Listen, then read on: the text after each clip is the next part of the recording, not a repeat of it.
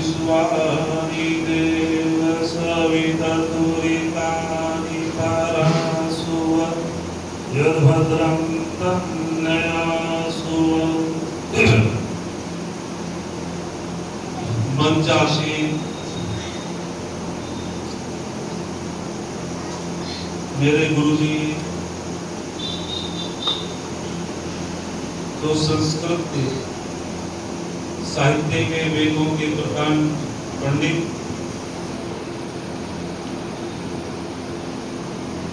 एक सरस्वती की विशेष कृपा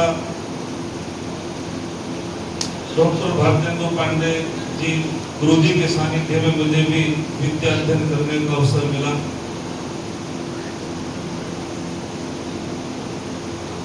बहन डॉक्टर सुकामा जी जो बहुत ही सरल स्वभाव और वेदों की विदुषी, बड़ी बहन डॉक्टर सुमेधा जी जो गुरुकुल चोटीपुरा का संचालन कर रही है, बहुत ही विदुषी पूज्यपाद स्वामी जी और हमारे समस्त विद्वतगण इस मंच का संचालन बड़ी ही कुशलता से कर रहे अनुज भराता जी,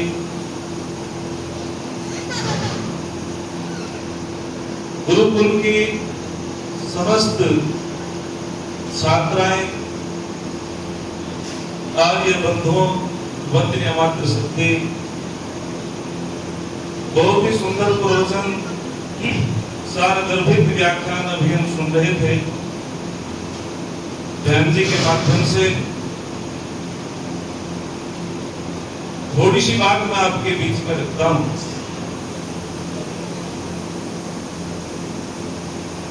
एक बहुत सुंदर सूत्र आता है, सती मूले तद विपाको जाति आयु भोगत।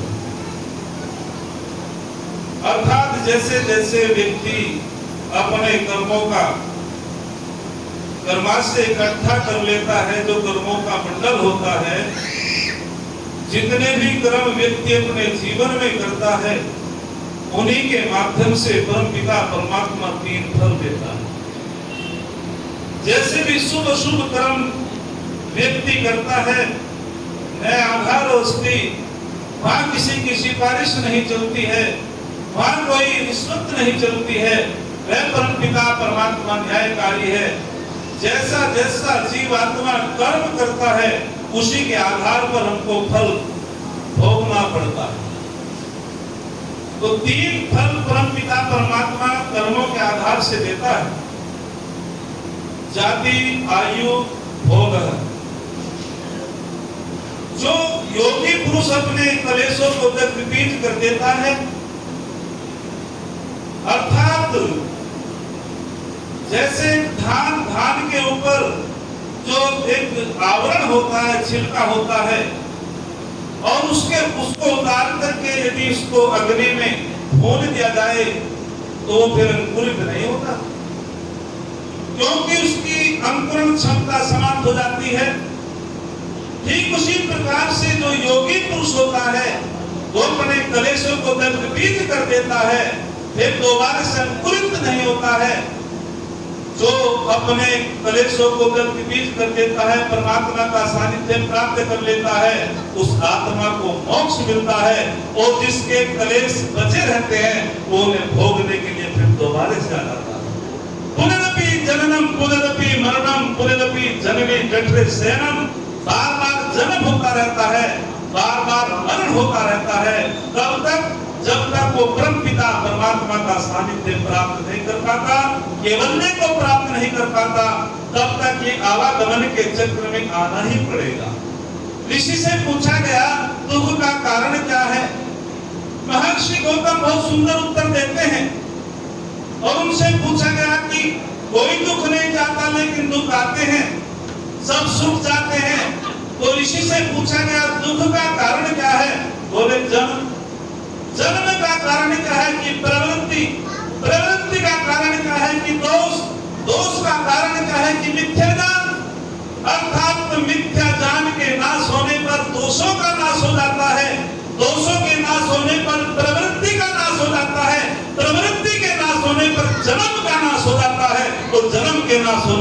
दुखों का नाश हो जाता है। जब तक हम परमात्मा का सानिध्य प्राप्त नहीं करेंगे तब तक हम दुखों से नहीं बच पाएंगे भाई। अधिक ना बोलते हुए दो प्रकार के संबंध होते हैं जीवात्मा के।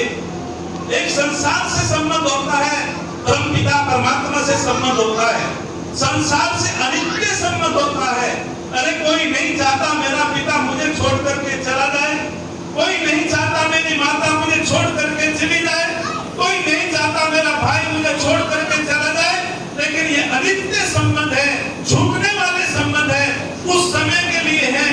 कोई नहीं चाहता कि मुझको बुढ़ापा आ जाए, लेकिन ये वास्तविक रूप से परिवर्तन है, ये प्रकृति का नियम है। तो हम सभी को चिंतन करना चाहिए। और एक होता है नित्य संबंध। नित्य संबंध होता है आत्मा और परमात्मा का शाश्वत संबंध है, जो हमेशा से है।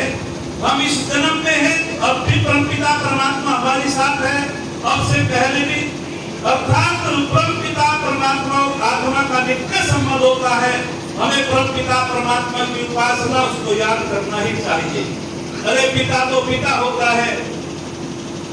महात्मा युधिष्ठिर से पूछा गया यक्ष महाराज ने कि मैं पूछना चाहता हूँ, इस पृथ्वी से भारी किसका स्थान है, आकाश से ऊंचा किसका स्थान है? तो युधिष्ठिर महाराज कहते हैं पृथ्वी से भारी मां का स्थान होता है। पृथ्वी की लंबाई चौड़ाई को नापा तोला जा सकता है, लेकिन मां के हृदय की ममता को कोई नाप तोल नहीं सकता है। अरे मां को एक ममत्व भरा शब्द होता है। मां की दुआ कभी खाली नहीं जाती, मां की दुआ कभी ताली नहीं जाती। मेहनत मजदूरी करके चार बच्चों को पालती है मां, लेकिन चार बच्चों से एक मां पाली नहीं जाती। चार बच्चों से एक मां पाली नहीं जाती। और पूछा गया कि आकाश से ऊंचा किसका स्थान है? तो युधिष्ठिर महाराज ने कहा आकाश से ऊंचा पिता का स्थान होता है।